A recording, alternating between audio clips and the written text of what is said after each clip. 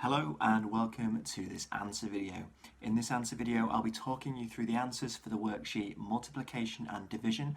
That's the problem solving worksheet. Also I'll be talking you through some of the trickier steps involved with this skill. So question 1 asks us to create a division number sentence using these digit cards. We can use 5 of them and we can use a digit more than once. And we're given this number line here and it's showing repeated subtraction and we're subtracting 8 away each time. So we know we're dividing by 8. And what's useful in a situation like this is using knowledge of the inverse, so that's the opposite. Now we have 5 lots of 8 here, so the inverse of subtract is add, so that's the opposite, and we can add these up to find a number. So how many times does 8 go into a certain number? 8, 16, 24, 32, 40. And then we've got some left at the end as a remainder. So this number here is going to be 40 or more, but it's not going to be over 47 because we know we've got a remainder. So let's put 46 in here as the number we're dividing. So this is going to go at this end of the number line.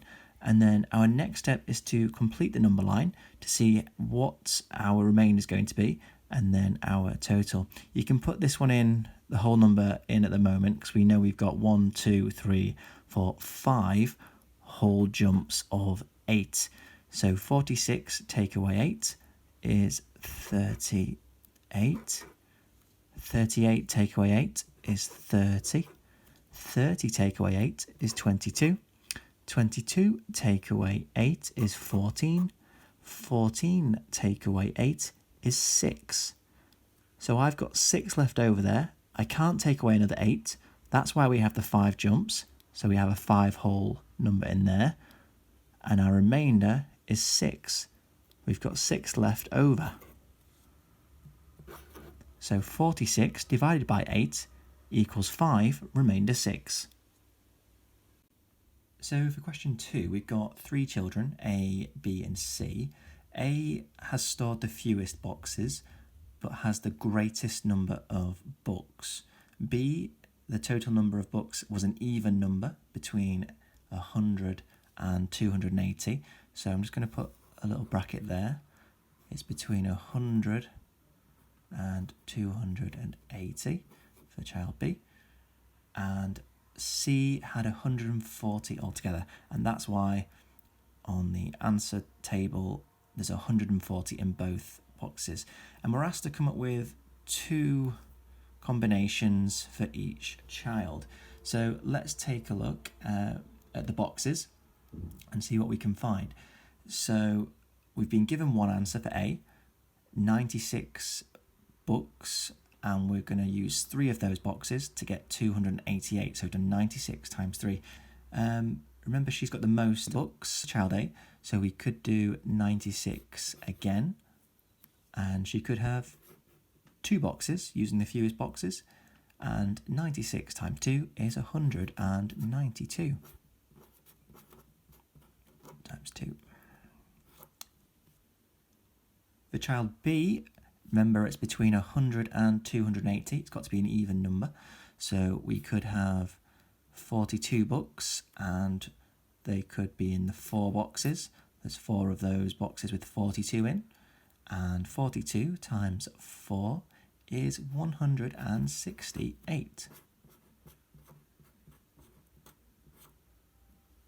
So that's an even number because it ends in 8 and it's between 100 and 280.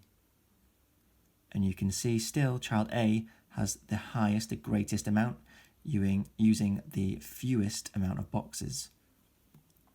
Also for child B, we could have 28 books in a box, and they could have used 4 boxes again of those. There's 4 28 boxes, and that's 112. 28 times 4. Again, it's even because it ends in 2, and it's between 100 and 280, so that's okay. And still, child A has the most books. So let's take a look at C. the total has to be 140. So we need to find number of books multiplied by a number of boxes, which equals 140. So we could have 28 in 5 boxes. We could have 28 books in 5 boxes, and that makes 140. 28 times 5. Also, to make 140, you could do 35 books in 4 boxes. So that's 35 multiplied by 4, and that equals 140. The key is to make sure child A always has the most books altogether. The total is the highest for child A, using the fewest amount of boxes. Child B has to be an even number between 100 and 280, and child C has to end up with 140 in total. So that was an answer video on multiplication and division problems, and I hope you found it useful. Remember, you can watch the linked video tutorial for this step over on kids.classroomsecrets.co.uk, or you can access loads more resources to practice this skill over on classroomsecrets.co.uk.